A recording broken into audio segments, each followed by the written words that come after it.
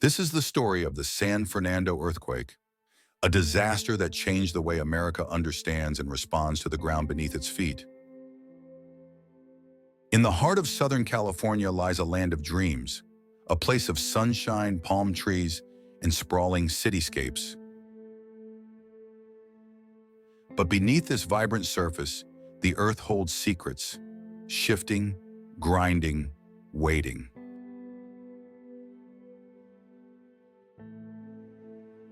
On February 9th, 1971, those secrets surged to the surface, unleashing one of the most devastating earthquakes in California's modern history.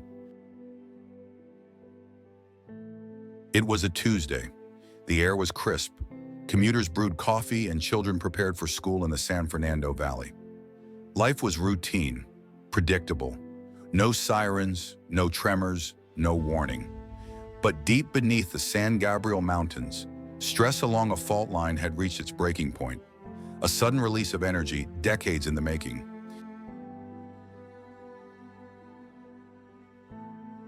The epicenter was near Sylmar, but the shockwaves radiated far, jarring millions awake from Santa Barbara to San Diego.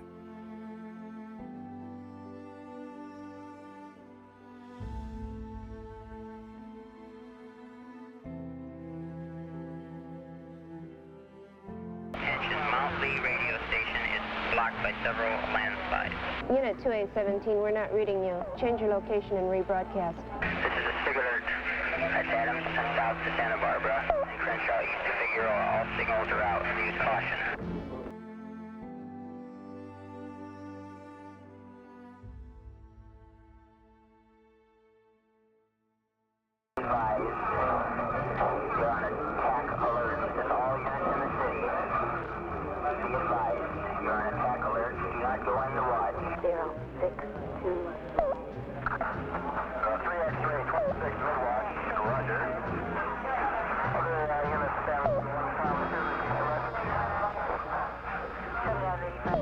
Already on hand, Police Chief Davis, Commander Kinsling, Bill Frank, the Los Angeles Civil Defense Coordinator. Sounds like we got trouble everywhere. Yep, but keep sweeping the bands. The quiet spot, that'll be the place that's hardest hit. No one knows it yet, but the quiet spot, the place hardest hit, lies at the northern end of the valley. Southern California rests on a complex system of fault lines, invisible scars beneath the surface, reminders of Earth's dynamic nature. Though earthquakes were part of life in the Golden State, few were prepared for the chaos that awaited just before sunrise on that February morning. The first to arrive at San Fernando City Hall, Mayor Paul Macy and Marguerite Moran Civil Defense.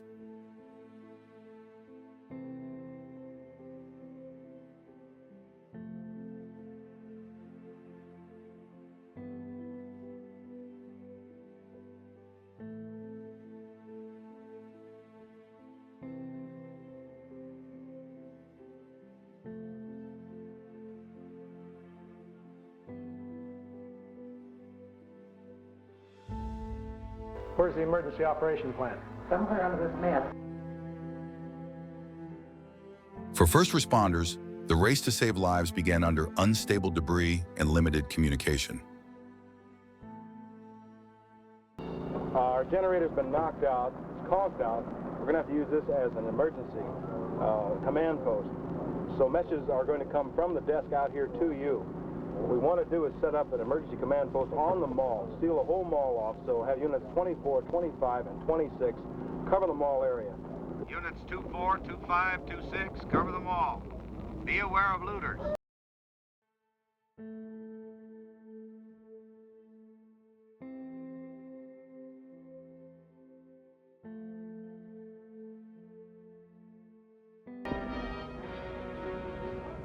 In downtown Los Angeles, State Civil Defense, the California Office of Emergency Services, is swinging into action.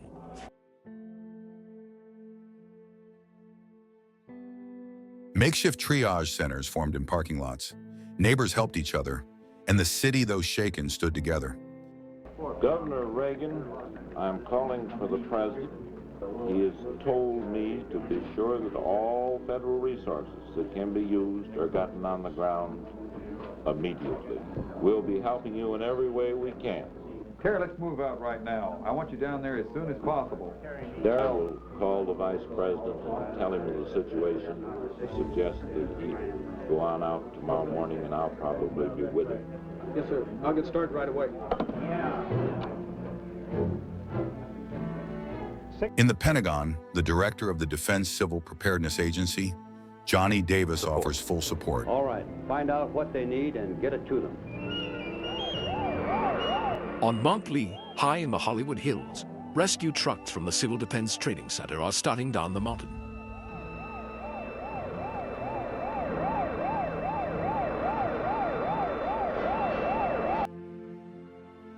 From the sky, Los Angeles looked wounded. The intricate lattice of highways, the veins of the city, were severed.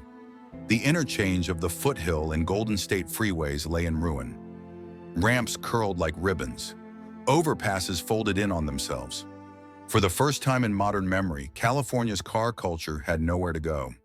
Emergency vehicles weaved through detours, struggling to reach those in need. Across the San Fernando Valley, entire neighborhoods were shaken to their foundations. Homes slid off their supports, chimneys crumbled. Schools, many built before seismic standards, were left with cracked walls and buckled floors. The quake struck before classes began, a fortunate twist in timing. But the damage left educators and parents asking, what if it had happened just an hour later?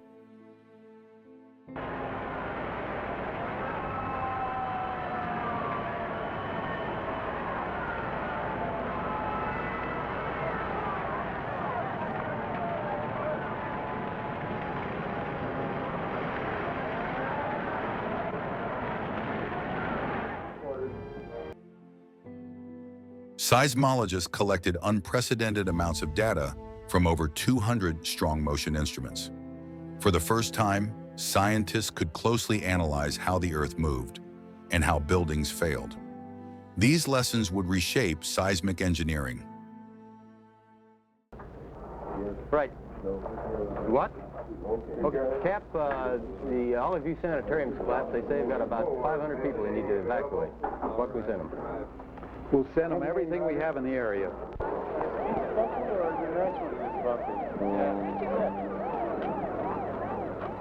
Olive View, a brand new $40 million hospital dedicated just 6 months ago. There's a tremendous explosion. The whole room was just teetering. Well, when I walked out of the room, the whole wing had fallen off, and you looked down 5 floors. 3 are dead, the rest of the patients being hastily evacuated.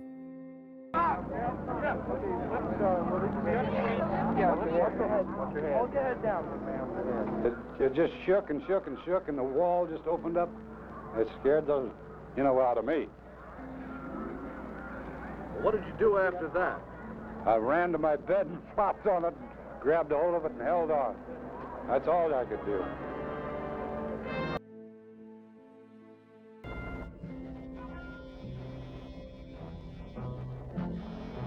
There's a pretty good loom up out there, the west. Deputy Fire Chief Kenneth Long. Okay, let's check the Veterans Hospital out first before we go into Olive View.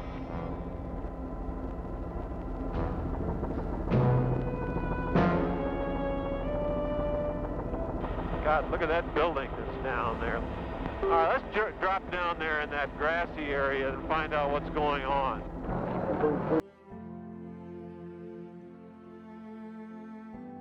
The most tragic damage was dealt to the Veterans Administration Hospital in Sylmar. Entire wings collapsed. Patients and staff were trapped in the rubble. 44 people died in that hospital alone. The toll would rise to 64 before the day ended. For first responders, the race to save lives began under unstable debris and limited communication. 44. Chief Long's helicopter sets down on the lawn, and a staff doctor runs out to meet him.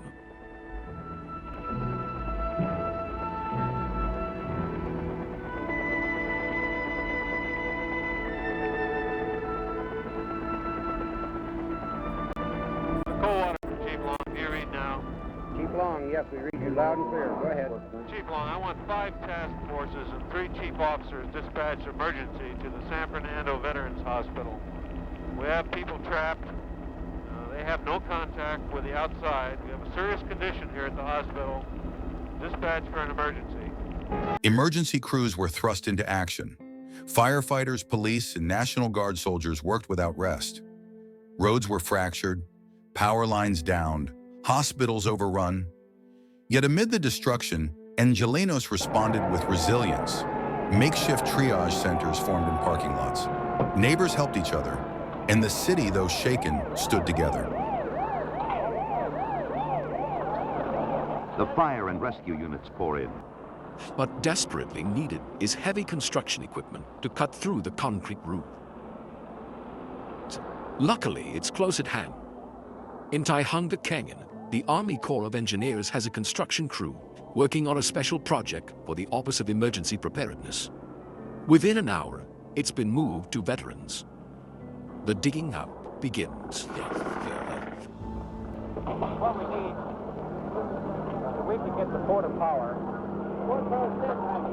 and see if we can bulge this up a little bit and pull this out. We'll have to give it a try.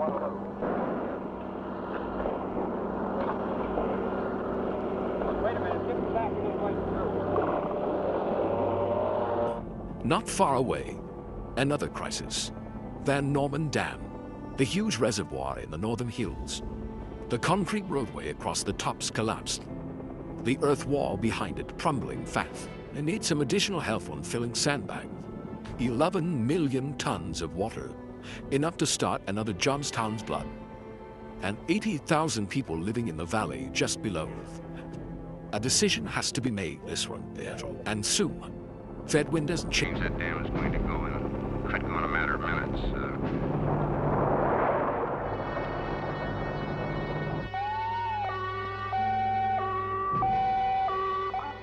Attention all residents. We are evacuating this area immediately. Some are willing to worry. I started worrying when I saw the first broadcast what was left of the dam. 2 feet of mud is not enough. Others less so, no. You mean you're standing here and the dam's right above your house and... I'm going to take a chance. I have a boat in the garage, too. I think I'll pull that out. Yeah. Just in case. You never know. All people in this area must leave immediately. You have 1 hour to evacuate. And soon, everyone's moving out. Taking the dogs with you? I believe it. Really, pretty good talkers. Keep it in with mine.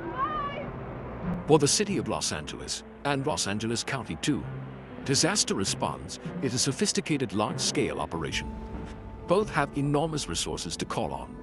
Modern equipment, good communications, thousands of firemen, police, other trained professionals.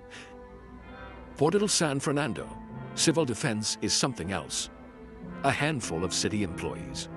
And a disaster plan depending largely on volunteer help. From groups like Red Cross, Salvation Army, the Citizens Emergency Mobile Patrol.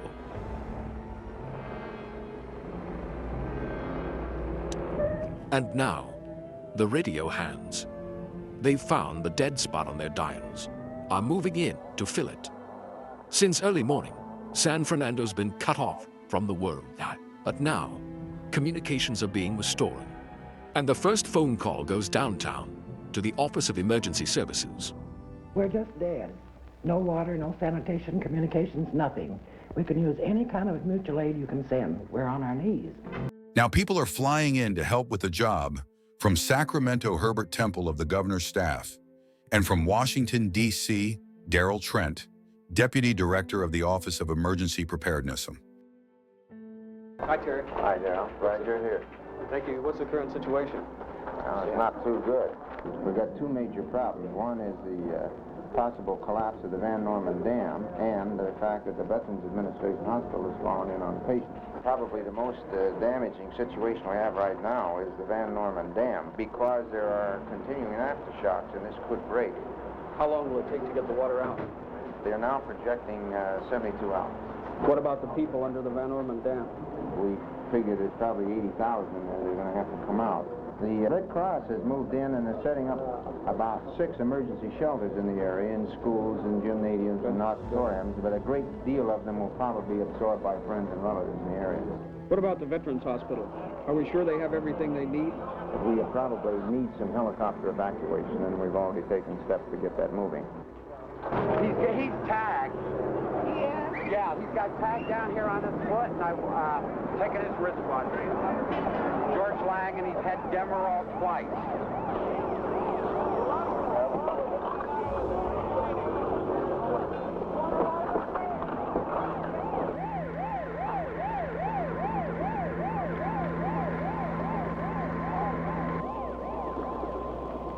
Governor Reagan arrived from Sacramento, and rescue crews have just uncovered a pocket where some of the kitchen workers are trapped. There's a woman by the name of Helen in there. That's my mother. That's the one they've been talking to. Well, they've been talking to her. Apparently, she says that she's all right. Yeah. But they thought that Grace was beside her, but she couldn't see her. Well, from all indications, the fireman says that she seems to be all right. She's even asked for a glass of water. That's typical of her. Now, wait. Let her relax. Just back there a minute, and now I'll get my leg out of the way, okay? That's an awful nice leg right now. Oh, okay. See that pipe on your left? When we get up a little ways, this pipe on your left you can stand on. Here she comes. All right. That a cow. You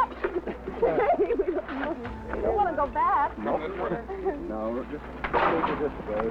Here's your mother, Sheriff. That's all right. Now, the other girl that's alive, yes. Yeah. There's about 7 foot down there. Where the light comes in, we can still see. All right. Oh, that's okay. You don't need that. That's all right. How do you feel, Helen? Check. Come on. Come on. Check you. Yeah. Been laying down all morning. It's your daughter, honey. Just good. Right here waiting for Here's your daughter, Helen. It's okay, baby.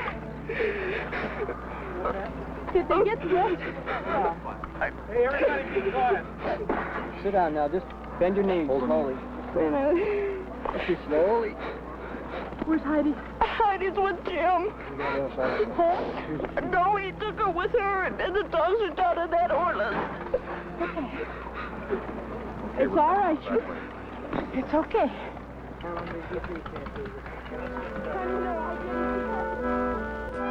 Day turns into night, night into nightmare. In San Fernando, volunteers are patrolling the wreckage on the mall. And in the shelters, evacuees are settling down for the night.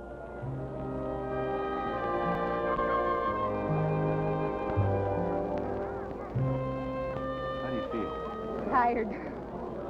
I'd like to go home. The second day, early in the morning, Air Force 2 sweeps into Los Angeles Airport, bringing the Vice President and George Lincoln, Director of the Office of Emergency Preparedness, to survey the damage. I just talked to President Nixon less than a half an hour ago after I finished the briefing session, and he's terribly concerned. He was in an earthquake himself. He happened to be going to Whittier College in 1933 when the Long Beach earthquake occurred. And of course, he remembers very well the collapse of the high school auditorium there, the damage to the grade school, and he said, you don't want to be in another one if you've been in one. Already, The presidents proclaimed the earthquake zone a major disaster area, with all agencies of the federal government directed to render maximum assistance. Downtown, both state and federal people are working hard to deliver it. And a new Disaster Relief Act just signed by the president has given them new tools to work with. Federal assistance is no longer limited to helping restore essential community services. Now it's been broadened to bring relief to individuals, the disaster victims as well. And 6 one-stop disaster assistance centers are being set up, where they can go to find it. Temporary housing, rent-free, for those in direst need. Aid on mortgages and rents for others in danger of losing their damaged homes. Legal services, liberalized small business and farmers' home loans. Unemployment insurance, re-employment aid for those whose jobs have been wiped out. Food stamps and surplus foods for the hungry. help in removing debris from private property.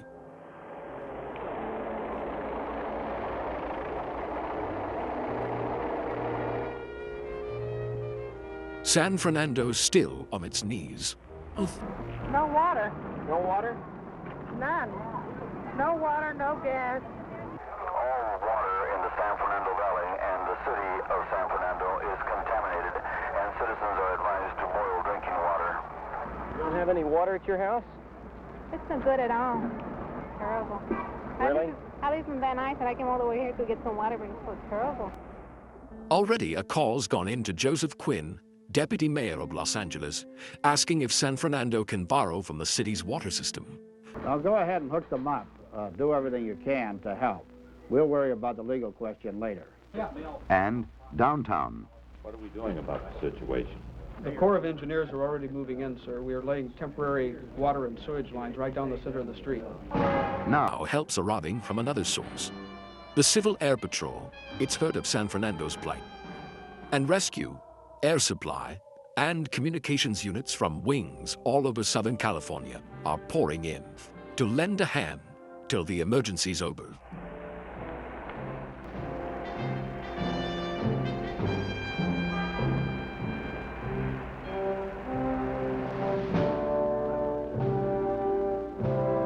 Gradually, the town's gaining ground. The evacuation center has been set up at San Fernando Recreation Park.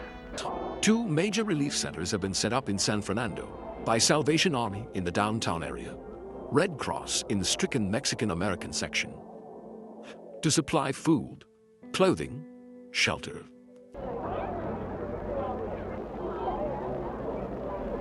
Another night in shelter. Van Norman's still too full for safety, and the natives are getting restless.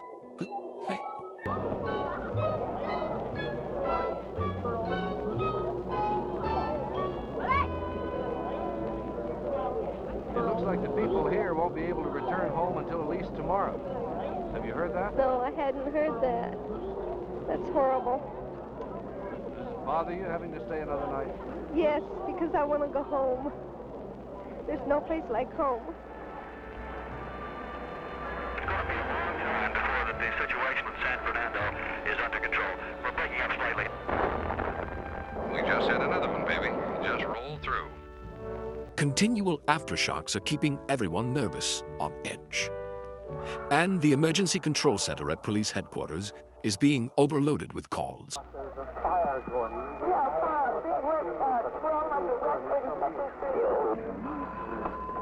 Emergency Control Center. To relieve the strain, but a citizens' information center is set up by Civil Defense in the Public Works hearing room at Los Angeles City Hall.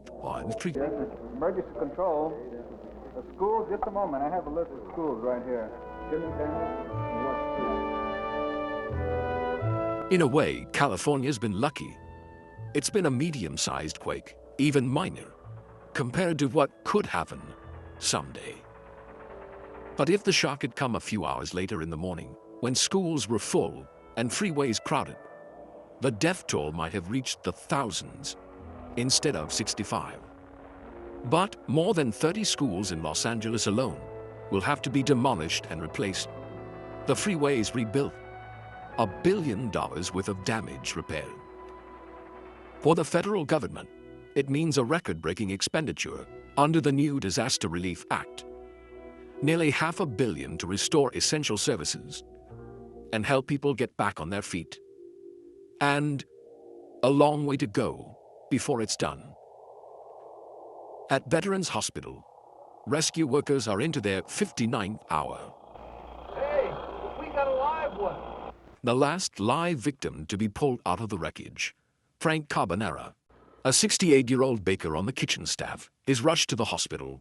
His anxious family brought to his side. Did you ever get up any hope? Yes, yes, yes. How do you feel now? Nervous and shaky. Come here. I don't want to get involved. You are related? Yes, my father. Did you ever get up any hope? I'm afraid we did last night. Did you? Yes, he's been in there for 59 hours, and He has a touch of emphysema, and we were really worried. It was dusty and dirty down there. What is it? And in Chicago. All our, I guess he's just a strong man. I don't know. What did he think about while he was down there? Frank, what did you think about when you were down there? What were you thinking of when you were down in there? I was good. Now, finally, the pumps have done their job. Attention, folks. Good news. Van Norman Reservoir is down. You are now free to return to your homes. Going home, but often to things like this. Amid the rubble, the people of San Fernando rallied. Volunteers combed through debris. Local businesses donated supplies. Doctors treated patients in parking lots and open fields. It was not just a rescue. It was a community rising to meet crisis. In tragedy, Southern California rediscovered something fundamental: solidarity. Well, now that you've lived through it all, how do you feel? I don't think little trivial things are going to matter worth a damn anymore. Going home. And so, in a different way, are the 36 patients and 10 members of the staff lost at Veterans Hospital. Charles Preston George, Salvador B. Gonzalez, Winfield Greer, Bay L. Jones, Mrs. Clarissa Lee, Goodwin Austin LaPointe. A final service then to seal for all soldiers who aren't supposed to die. Yeah, but then they fade away. William H. Miranda, Donald E. Thornton, Robert E. Wright.